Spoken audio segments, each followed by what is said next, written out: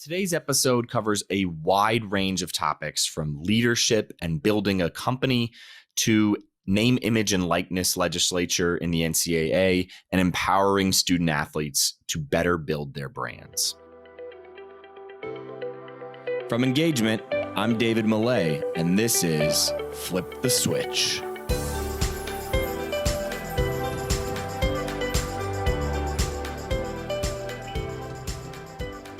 Quick plug before we get to our guest introduction today. If you're focused on guest experience or employee experience, definitely go check out our email newsletter. As we work with pro teams and college athletic departments around the country, we're taking the lessons that we learn from our experiments and our projects, and we're putting those insights into the newsletter. A couple of times per week, you'll get everything from the articles and content that are inspiring us to innovate, as well as new tools that we're using and loving. If you get value from this show, you're going to love the newsletter. To sign up, head to engagementpartners.com/newsletter. What's going on, everybody? Welcome back to another episode of Flip the Switch, where we sit down with leaders in customer experience and employee experience, and we try to figure out what are the trends that they're paying attention to, what are the experiments that they're running, what are the principles that have driven success for them in their careers. Then we take all of those insights and we apply them to the world of sports and entertainment. Now, today's guest, we have Jim Cavale, the founder and CEO of INFLCR. If you're not familiar with INFLCR, INFLCR is the leading software company powering student athlete brand building. It provides college athletic departments with the content delivery and compliance platform to assist NCAA athletics programs in the management and monitoring of student athlete name, image, and likeness activities. So Jim is going to tell us a lot more about the founding of INFLCR, how they got started, where the idea came from, how they've grown over the years, and what the principles have been for him as he's grown his company and really made a ton of impact throughout the college athletics marketplace. We also, with Jim, we're going to get into a lot of his philosophies on balance and leadership specifically. If you've ever heard Jim speak before, he is an incredibly dynamic speaker, but part of that is because of his true focus on the holistic being. It's not just about business for Jim. Anytime he talks about business, you really get to see his personal side of things as well and how that approach influences different business decisions. And I think it's a key takeaway for anybody listening here is that it is ultimately it's more than about the dollars and the bottom line. It truly is about how are we making impact in the world. And this is really going to come through in Jim's story here as we dive into it with him. Couple other things for you guys as you're listening. We're going to talk a lot about name, image, and likeness, obviously, as there are a lot of things going on in the name, image, and likeness space right now with legislature in certain states set to take place on July 1st. So INFLCR has rolled out a number of new initiatives from INFLCR Verified to INFLCR Plus that Jim is going to talk a little bit about and how their tools at INFLCR are helping to prepare athletic departments and student athletes to really tackle this brave new world of name, image, and likeness. So without further ado, let's jump into Jim's story and what Jim has to tell us about brand building, about leadership, about running a company, and ultimately about student athletes, name, image, and likeness. So without further ado, let's jump into this episode with Jim Cavale. Jim, welcome to the show. Man, it's great to be here, David. Always great to chop it up with you. All right, well, let's jump in. Obviously, we've got a lot of great things to talk about. Timing of this conversation seems to be pretty good with all the craziness and busyness and success that you guys are having right now. But let's start first with INFLCR and its founding. What really drove you to create INFLCR from the get-go? What were the things that you were seeing and what caused you to say, I gotta create this incredible company?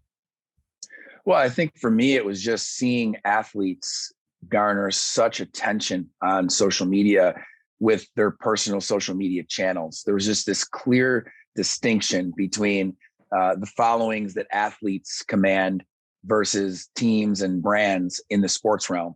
And that's because athletes drive sports, right? Like when you look at your favorite team, the teams you grew up watching, the sports you love, the leagues you love, the faces of athletes are what you think of. And so social media has brought that to the forefront by giving athletes a voice that they can control and really their own media channel that they can use to get their message out there. But what I noticed was while athletes were garnering a lot of attention in quantities of followers that were just migrating towards their accounts, they really didn't know what to do with it. They weren't posting often. When they did post, they posted content that was stolen, it was, watermarked. It wasn't their voice, even though it could be. And I wanted to change that. And I felt like college was a great place to start because I knew with the O'Bannon case and the result of it, let alone the new case that became the Alston case, I knew that there was an NIL thing coming. There was an athlete empowerment movement coming. And if we could get on the front of that with an app that athletes use to help them have this voice, we could build something special. And so after 7 awesome years in my previous business with an amazing business partner and an awesome model fitness centers basically all across the US, I decided to make the move to sell out of that business and really focus on building something new in this space. And I didn't know the name of it at that time. I didn't even know the exact product, but I knew I needed to spend some time researching and finding a way to empower athlete voices and do it first in the college realm. And this is not just an opportunistic business for you. I mean, for you, this is really driven on passion because of your former experience as a student athlete as well, right? Yeah, I played Division II baseball. I'm from Syracuse, New York, and I ended up down in Alabama and played Division II baseball at the University of Montevallo, just south of Birmingham, Alabama. And in college, never took a business class, but I found my passion for business as an entrepreneur. I started my first business in college, did it 5 years out of college, built multiple businesses. And it all started for me with realizing that my time playing college ball was a short window where I had the opportunity to make great connections that could, reap benefits for my career as an entrepreneur. And realizing that came from mentors and different people I met because of the platform of playing college ball. And that's a microcosm of the market we serve, Division I, especially big time Division I, tons of attention in a short window of time, because you play for 3-4 years, that both in person or now on social media, you can leverage your position as an athlete while you're playing to create opportunities that will echo throughout the rest of your life and help you maybe leave a legacy that echoes throughout eternity. So it's like, that's how big I see it. Yeah. And that's the passion behind Influencer. It's not, about just, becoming a pro athlete, or even with NIL coming, all about like making as much money as you can. Like, that's not really, that's still the smaller picture. The bigger picture is, how can you use the attention you have because of this ball that you're able to put in the hole? And then when that ball deflates, how can you let the relationships and connections you cemented while that ball was inflated and you were laying it in, how can you use those connections to build a career and a legacy that echoes throughout the rest of your life and beyond? Yeah, it's super interesting. I don't know if you and I have ever talked about this, but my little brother played soccer at University of Cincinnati. And then his 5th year, he played at Coastal Carolina, but played 1 year for FC Cincinnati up in for USL. And now they're the major league soccer team. And he maybe wasn't the worst guy on the team, but he never got any playing time. But he said, you know what, let me use this and go to every community event, build all the relationships that I can in the city while I have this platform.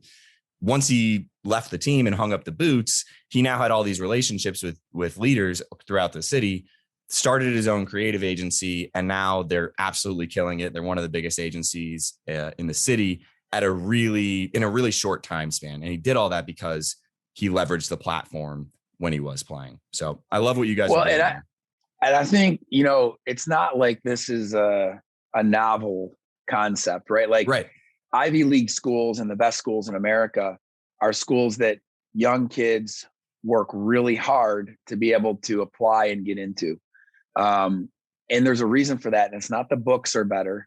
And it's not because the teachers are so much better. I know they have great professors and they're trying to, but it's because of the people you're going to go to school with. For It's the sure. network that you open yourself up to if you go to Harvard. And so the same way that very smart people in academia are able to take advantage of getting into a top school and being opened up to that network, athletes have the opportunity to use their talent to put them on a stage that creates avenues they never would have realized otherwise. I love what you guys are doing. And I want to talk a little bit more specifically about how you guys are helping athletes realize what we're talking about here. We could do a whole podcast on the evolution of influencers. So maybe we don't go there, but obviously you guys have merged with Teamworks. You're growing. You're with 1,000+ athletic teams now, I think it is. Talk to us a little bit about the evolution. And then I want to talk about some of the new things that you guys have gotten into in the last couple of months. Well, listen, I'm a big believer. Just my philosophy as an entrepreneur is when you're going to start something, you think your idea is so good, but what you don't realize is it's not anything if the market won't write a check for it. And so for me, it starts with Dwayne Peavy, who's now the athletic director at the university or at DePaul, but at the time was the deputy athletic director at the University of Kentucky. Dwayne and I go way back to Montevallo. He was at Montevallo right before I was, and that's how we originally got connected.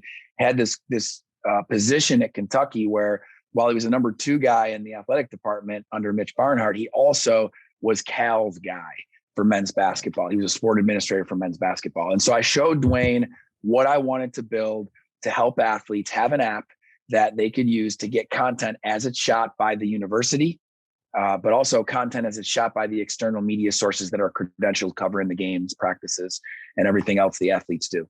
And I wanted our app to be the place where athletes would get that content, share it to their personal social media channels, share more often, grow a bigger following, but also have other resources to help educate them, whether it's social media metrics, whether it's videos and text on different topics that have to do with building a brand. So I show them this concept, and it was December of 2016, a few months after I had left Iron Tribe, and started working on this concept that would become Influencer. And I met with him at Ole Miss. I drove over with my daughter about 3 hours west of Birmingham, meet with him before Kentucky plays Ole Miss. And he gives me great feedback and affirmation that there's a hole, that, you know what, athletes are actually asking for content all the time. There's no means to get it to them. Athletes are asking on these topics, and we're really only telling them about the don'ts. You know, don't do this, don't do this. We're not really giving them the do's. And so that gave me enough to go back to the office and grind it out a little bit more and start to design a prototype with a developer I knew that was clickable and could take the concept to life. Spend a small amount of money putting together a logo and a website and a name, right? And getting something off the ground enough where I could go out and try to sell it. Because once again, what did I say earlier? The market won't write a check. Your idea is not really anything. Right. Because we all think our ideas are great. And we also don't realize that we all could come up with, I mean, if you and I go in a room for a day, we'll come up with the next 5 great app ideas. But we got to go execute them. Yeah. And so, execution is where the magic is, because your idea gets altered and molded by the market, who's going to write a check for it. So, so we go into, early 2017, and I just start shopping this thing around. My daughter comes with me again. And at this time she's I think 15 years old. And on her spring break, we took a week trip. We drove from Birmingham to Nashville and met with Vanderbilt, drove from Nashville to Lexington, met with UK again, drove from Lexington to Columbus, met with Ohio State, drove from Columbus to Syracuse and met with Syracuse. And that's where I'm from. So we got to see my family. It was a fun road trip, pitched 4 schools, tons of great feedback. And people are always like, how did you get the meetings? And, I had built businesses previously and had some good connections in college sports and was able to get in front of people. And I had spent the $15,000 to have a logo, a website, right, a presentation, and a prototype. And so the meetings went great. And Kentucky decides in June of 2017 to sign a contract spending 5 figures a year for men's basketball at UK to be our first client.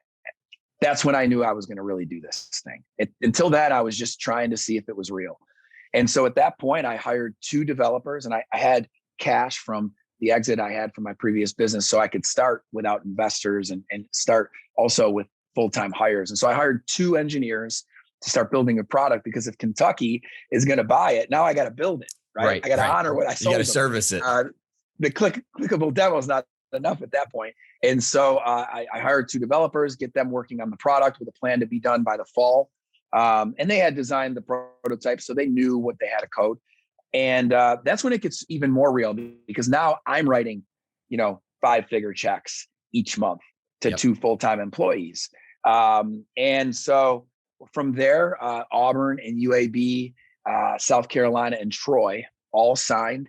And I had 5 schools, really just football and basketball. And it was like, okay, now we've got capital that I'm putting into it. We've got recurring revenue contracts that we've signed, and we're going to get a product out and get it used. And that's the next important phase in any business, but also in our evolution.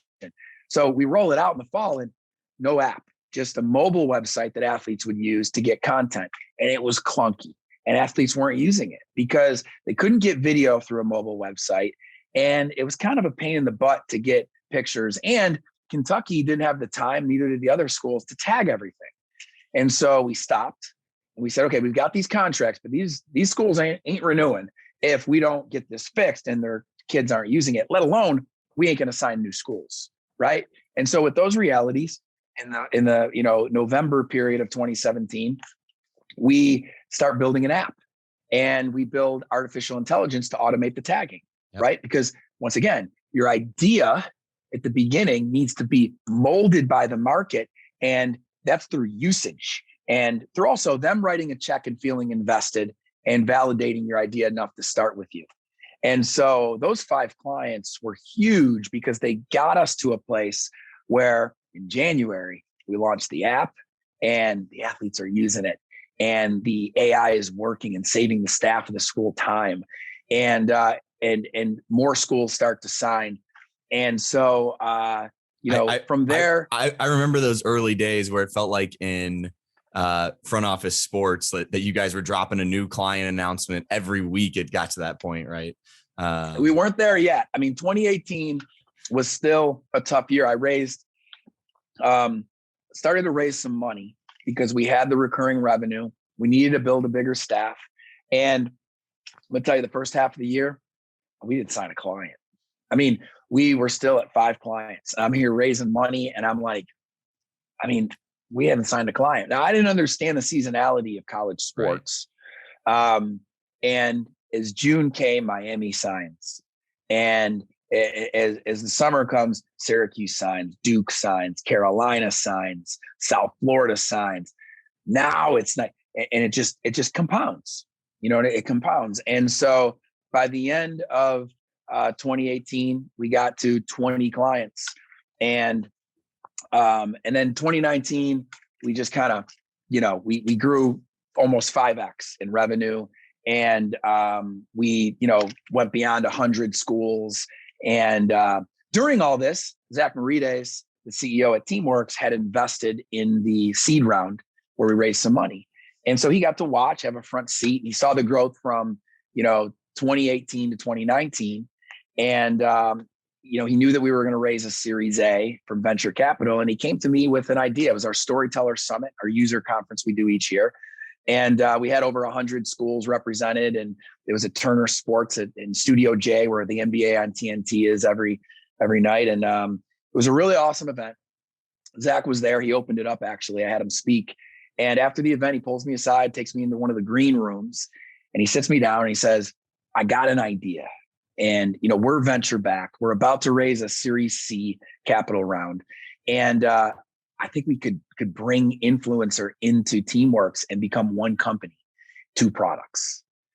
And so, he paints this picture, and it took me a little bit to get my head around it. It took me a few weeks, but I knew that Zach and Teamworks had been in the industry a lot longer than I had, a decade plus longer than I had. I knew they had deep relationships with universities. I also knew that they had great relationships at the pro level. I mean, more than half the teams in the NBA NHL, MLB, MLS, NFL use Teamworks. I knew that they charged a premium. We were always more expensive than our competitors. Teamworks was more expensive than us. 6-figure annual deals that are 5 years long. And I just felt like there was a lot we could learn. There was a lot of resources that we wouldn't have to build infrastructurally ourselves because they already had.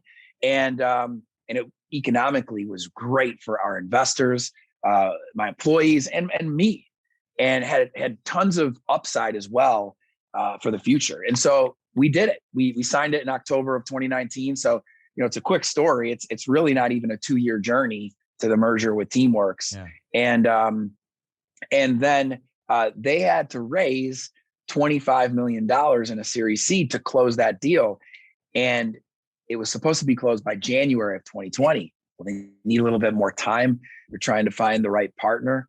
They close it in the middle of the pandemic in March. And so I started to wonder, and I think everybody did, what was reality at that point? And, by the grace of God, Teamworks closes that round. Delta V led the round along with the existing investors from Seaport Capital and General Catalyst, awesome VCs firms that make up the cap table for Teamworks, are all on board.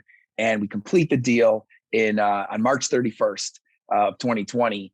And we've been able to really do some really special things since, especially as we get into this NIL era. Yeah, let's talk a little bit about that NIL era now. So we've got a lot of news that are hitting almost on a daily basis, it seems like, on what July 1st is going to hold, our school is going to honor it, and how the legislature actually comes to play, what's the NCAA's ruling. You guys are really well positioned to help student athletes and athletic departments in the NIL era. So maybe let's talk a little bit about some of the new tools that you guys have launched to help guide athletic departments through this and help empower student athletes to build their brands. Yeah. So listen, there's really 3 parties now involved in this. And you may have heard or read of my 3 cookie jars analysis on this, but there's the institutional dollars, which we've been charging institutions since day one for our software. They pay us an annual subscription fee. And it's a long-term deal. It's usually a 3 to 5 year deal. And then you have, with NIL, the opportunity for brands and student athletes to be a part of this, right? So brands are going to spend money, student athletes are going to make money, and student athletes may have to spend some money on services that support them. So there's money if you're a business, or you see all these businesses now coming into this NIL world. There's the ability to make money from the institution, from a brand or company that's spending money with the student athlete, and then from the student athlete. And for us, we have such deep relationships between Teamworks and Influencer. More than 290 Division I institutions have annual contracts that go through 2025 on average. So their average deal length is 4 years. And they're spending 6 figures a year between the 2 products. And so we have a big responsibility to those institutions to make sure that they know they are our priority. And so we made a fundamental decision after looking at the more than 30 state bills that are out there for NIL, the more than half a dozen federal bills that are out there, or just the NCAA recommendations, regulations, because everybody's trying to figure out what the rules are going to be. We don't know, but we have all that to look at. And it's pretty clear that the majority of those bills, you can't take money from more than one of the 3 cookie jars.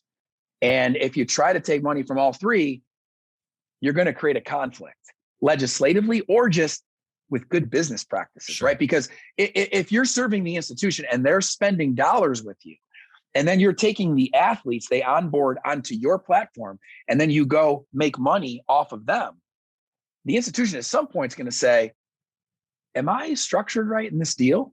Right. And also, am I the priority, or is there another priority? So we had to think about all that, because everybody, whether it's investors or the market in general, wanted us, when NIL became real in April of 2020, to say our next progression is we're going to be a marketplace where student athletes can now make money through us. But it was just clear we could not make that decision and go all in on that, at least at this time. We had to show the institutions our allegiance to them by creating great solutions to help automate all NIL transactional reporting for student athletes so that the institution can oversee it and keep the student athletes safe. Mm-hmm. And so that's what we've done. Influencer Verified is a progression of our existing influencer product. The influencer product is known as a brand building product. It's been there to help athletes build brands since day one. And we do that by giving athletes access to content as it's shot by local media, national media, and their school. We do that by giving access to education to learn more about their NIL business. We do that by helping athletes see their metrics on social media and their growth and compare it to other athletes. We've always done that. But the progression now is Influencer Verified, which gives athletes at the college level an exchange, the Influencer Compliance Exchange. And what's in there are apps like Cameo, where student athletes can sign up to go make money, but they have to leave Influencer and go to Cameo to do it. But because they started it in Influencer by learning about Cameo, all the reporting is connected. And it automatically reports the transactions back to Influencer for the athlete to see those transactions, but also for the school to oversee them and support the athlete. And so it's a compliance ledger for the compliance staff to look at all the transactions, but it's also a compliance exchange for athletes to find all the different apps and platforms that exist that pro athletes and celebrities use that they can now use. And a lot of people want to know, well, why are you doing that? What's in it for you? How are you making money off of it? What's Cameo paying you? And the answer is $0, because we made a decision to continue to focus on the institution. That's where our revenue comes from. And so to take money from each transaction, even if it's not happening on Influencer, would really be talking out of both sides of our mouth. We just feel strongly that right now we have to make the institution our priority by creating more tools that help the student athlete. And so that's what Verified is. And we're real excited about it because the majority of our existing clients will add it, but it's also going to continue to give us a new value prop with new customers we'll bring on. It's super interesting, the decision to really focus in on one of those cookie jars. Obviously, there's some legislation there that kind of forces you guys to do that.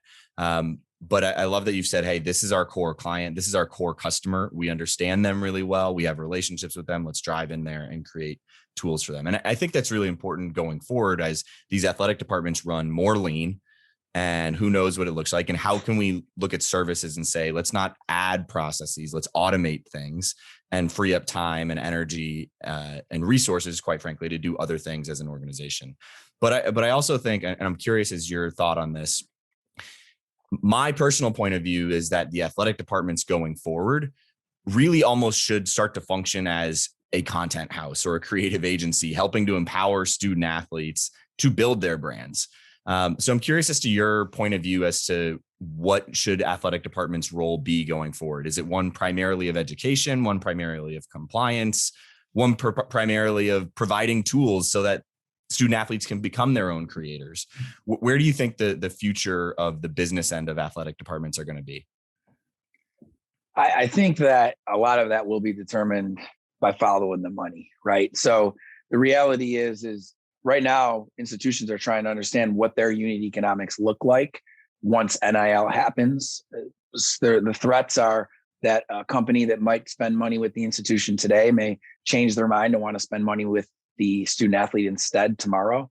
I don't think that threat is as real or impactful as some might. I also think that threat could be mitigated by allowing the school and the athlete to do deals together with the same brand, but that'll be determined by the rules. Most rules say that's not allowed. So with all that, I think there's no doubt that creating content and doing it even more intentionally and creatively for teams and specific athletes or groups of athletes is a really good decision. But right now, if you needed to connect it to an ROI, it would be on the recruiting side, because there's really not a direct sales opportunity that comes from it for the university. And that's what they've been trying to figure out the whole time. Like, even with Influencer, what's the ROI? Well, my staff is going to save a ton of time getting content to student athletes. Number one. Number two, student athletes are going to build a bigger brand with more followers and more engagement than they would otherwise. Okay. Number three, we as a school through the collective audience that our student athletes reach, are going to reach a much bigger audience that we couldn't pay. We would spend a lot more money on if we did paid distribution. And that audience also happens to be our fans and recruits, which really is who we want to reach. And so those three things are what we sold Influencer off of, and it made the software expense make sense to the athletic department. But ultimately, the agency approach is expensive. If it's done right, and you've seen schools do it right, and it's hard for other schools to make that add, especially coming off the pandemic where they're trying to do more with less. So they're going to have to see that pure ROI attribute to make that decision. And then they're also going to see competitors do it, and that's going to drive them as well. When you think about going forward, who's driving a lot of these conversations internally within the athletic department around influencer and around student athlete brand building? Is it primarily coaches? Is it primarily senior associate ADs? I mean, who do you feel like is primarily driving these conversations? It obviously varies case by case, but yeah. At the beginning, it was social media, creative, and communication staff members that we really engaged to be able to get a deal done. And then it evolved. We started having success, and the head coach started finding out about it, and the athletic director. And so, I remember in late 17 when I launched Influencer, and most of 18, I thought it'd be so cool if I could get in front of an athletic director or head coach. In 19, I could get in front of most, if not all, even an older head coach that doesn't know a lot about social. I could get in front of that head coach because of the value we were delivering. And then all of a sudden, we went from being in this category that I would call athlete brand building, that we emerged as the king of in college. And all of a sudden, overnight, April 2020, the category gets renamed. It's renamed NIL. And since it's been renamed NIL, now you're talking to the NIL working group at each school. And it's a lot of compliance folks. And so it's interesting how it's gone from us, the personas, if you're talking marketing or sales, right, that we sold to or market to. We've gone from, social media staff, communications, to coaches and, ADs, to compliance. And that's why Verified is such a strong release for us, because it speaks to them. They need peace of mind. They're worried that do they have enough staff? How are they going to communicate with student athletes about flag transactions when they can't even find a 10-minute window with time management rules to do that? How are they going to get student athletes to self-report when they can't get a student athlete to fill out a web form to tell them how many tickets they need for the next game for their parents, right? So we're going to solve those things with this product and really give the student athletes ways to automate all the reporting, find out about way more things than they probably know when it comes to making money, and do it in the same place where we've been doing the brand building stuff for the past 3.5 years. It's no question it's a win for everybody as you guys roll out the program. I'm curious too. We had Luca Garza on the show, I guess earlier this week, as he rolled out his NFT and had some success there. What's interesting to me is that I think a lot of people's brains, when they talk about NIL, they first gravitate towards sponsorships. And no, there's so many other ways for these kids to make money now with the democratization of creator tools that are out there. So I'm curious as to how Verified will kind of track if a kid's streaming on Twitch and taking donations in from that way. How does Verified work with some of those more obscure ways of generating money from an individual's brand? It's a great question, and the answer is that is what we're focused on with 90% of our attention inside the compliance exchange. And so we broke down our student athlete user network with Navigate Research, and we feel strongly that less than 2% of our student athlete user network are performers. Performers are your Trevor Lawrences, your Zion Williamsons, and they're the ones who are going to attract Coca-Cola and Gatorade and Jordan Brand, right? And they're going to do endorsement deals. Now, first of all, any athlete that's a performer that's going to do those deals, they are not going to do that deal purely through technology. It's too complex. they're going to have to negotiate. So you're going to see parents and agents get involved to help those student athletes, there's very few of them, do those deals. We do, however, in Verified, have a reporting mechanism where the student athlete can literally press a button and send a link to the company they're working with, and the company does the reporting for them. That's how endorsement deals and sponsorship deals like a Ford deal or a Coca-Cola deal will be reported for the student athlete and compliance to see. The next segment of our student athlete user network are producers. Producers are the ones who play, and they're good athletes, but they're also very savvy with technology and on social media. They're active, right? And so that's where most of our focus is with all of the apps that we're bringing into the compliance exchange. Twitch integration, YouTube ad network integration, Twitter ad network integration, right? All those things are going to be made available for student athletes to sign up in Influencer and finish the sign up on that platform so they can go process whatever transactions they process, but it automatically reports back. And that's why we did the Cameo deal. That's why we did the Players Trunk deal. That's why you'll see Nita Srikanth, who leads a team of folks doing those deals daily. You're going to see a lot of those announcements coming every week, the rest of this year and beyond, because we're going to fill up that app store that is the Influencer Compliance Exchange so that athletes can see every one of those things that are out there. And yes, NFTs will be a huge part of it. And so that's our philosophy. And the rest of our network is players. And the players are the ones who, they might do a $50 gift card with a local pizza place, but they're not really that active on social and with their brand, and they don't really care. And that's fine. But the reality is the producers are what we're focused on. They make up 74% of our student athlete user network. And the opportunities for them are already being used by pro athletes and celebrities every day. And now all of a sudden, overnight, they'll be allowed to use those opportunities as well. And they'll find them through us, but they'll transact outside of us with automatic reporting.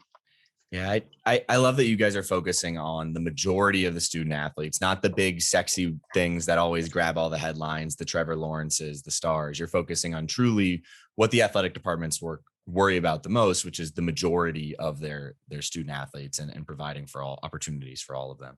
All right, last NIL question. I want to get into some personal stuff with you. You've got a lot of stuff going on. I'm really curious as a leader, just how you manage it all. But last question on NIL. What question do you feel like administrators or the NIL working groups are getting stuck on the most? What's giving them the most hangups that you're seeing when you have discussions with them?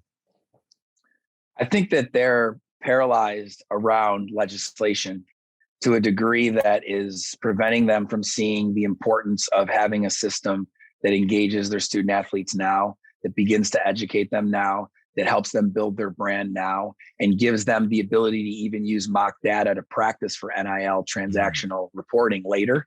And so like what's allowed and what's not, like you can't control that. And so to be paralyzed by that is insane. It's kind of like if you were like, well, we're going to go play the game, but we're not going to practice. Right. We're not going to lift weights. We're not going to do cardio, vascular training. We're just going to show up and play the game. And so like for the rest of this year, Miami football, we're not doing spring football. We're not doing anything. We're just going to show up, play Alabama in the Mercedes Dome in Atlanta on Labor Day weekend. We'll see you there. Like, no, like you don't know exactly what plays Alabama's going to run. You don't know what Alabama's scheme is going to be, but you've got to prepare for that. You got to prepare your coaching staff to do everything they can do to prepare your student athletes to be ready for that game, right? And there's nutrition, and there's agility training, and there's cardio training, and there's weightlifting, and there's, max days, and there's light days, and there's deloading, and there's big practices, and all that stuff you got to do to get ready. And so with this, what do you got to do? Well, number one, you got to have a software tool that your compliance staff is going to be trained on using, feels comfortable with. You've ran mock data through it. You know it's going to help your student athletes automatically report, so you're not worried about them reporting, and you're confident in it. All right. Number two, what do you got to do? You got to help your student athletes build their brands so they have maximum value, so you can start to sell that in recruiting by showing the brand growth your institution has when you're recruiting. All right, great. Let's get them that. Number three, once your student athletes are there, You got to start teaching them around NIL. You got to give them education. You got to show them their metrics on social media. What's it worth? What could they do better? On top of that, you also need to know that they're in a place every day, not a new place you're going to buy, but a place every day they're already at where you can give them the reporting mechanism. So it's easy for them to do, and it's not another new place for them to go. All right, let's do that. And if schools would all think that way, then they would go into this with way more peace of mind. And then there'd be like the 10 things they thought might be allowed or not. And they found out that 7 are and 3 aren't. It doesn't change anything I just said. I want to get into, as we talk about leadership, some of the things that make you such a strong leader is you've got a great personal balance within your life. It's not all business for you. I've been friends with you on Instagram for a while now, and it's filled with your personal balance, whether it be your family, whether it be different vacations that you're taking to just refresh and then hit the office hard again. Talk to us a little bit about your philosophy on balance. I've got a ton of specific questions if we've got more time, but go ahead. Well, I think the reality is this: there's domains that make up a man or woman, and business is just one of them. And so, unfortunately, we get so engulfed in our careers that sometimes if we're performers in our careers and we're hard chargers, we make business the one domain. And I think that we've all met people who unfortunately fell to that. And most of us have fell to that at some point if we're a hard charger. I have. Yep. I've had points in my life where business has been the only domain. And by the grace of God, I saw those imperfections and somehow was brought back to what is balance. And so to me, there's 4 domains. There's business, but there's also body, and there's your physical self and how you feel, and how you look, and how you are able to sustain things, and your endurance and your stamina physically is important, and it affects your business. And your business could affect your body because you have more money to spend on the right food and the right trainer and the right tools to pour into your body and be the best you can be. Then there's balance, and balance is the domain that is, if you're married, it's your spouse and your marriage, which should be more important than your business. It's your children, if you have children. It's your friends and family. And I think it's super important to realize that, once again, your time spent in business and the money you make in business, along with the way you invest in your body, affects your marriage. It affects your parenthood to your children. It affects your friendships that you can or can't have, and your family relationships. And then lastly, it's being. And being is your spiritual self. It's thinking beyond the 70, 80, 90 years you're hopefully here on this earth, but really beyond that. And for me, that's my faith. And so, everybody has to still address what they believe happens when they die and how they want their time here to echo into eternity, whether they believe like me and are a Christian, or whether they believe another way. You have to address it, but a lot of people don't until it's too late or right at the last point of their life. And so instead, living your life with those 4 domains in mind is super important to me. And here's the thing: there is not a time in my life where more than 2 of the domains are fully clicking. It's always like business is good and balance is good, but man, my workouts are suffering. I'm not eating the way I want to. And my faith is suffering. I'm not spending as much time with God as I want to, right? Is always a point. So for me, it's all about creating controls in my life where I don't lie to myself, because the reality is, human beings, we're liars, and we lie to ourselves more than anyone else. So it's like just making sure that I'm aware and I'm telling the truth to myself.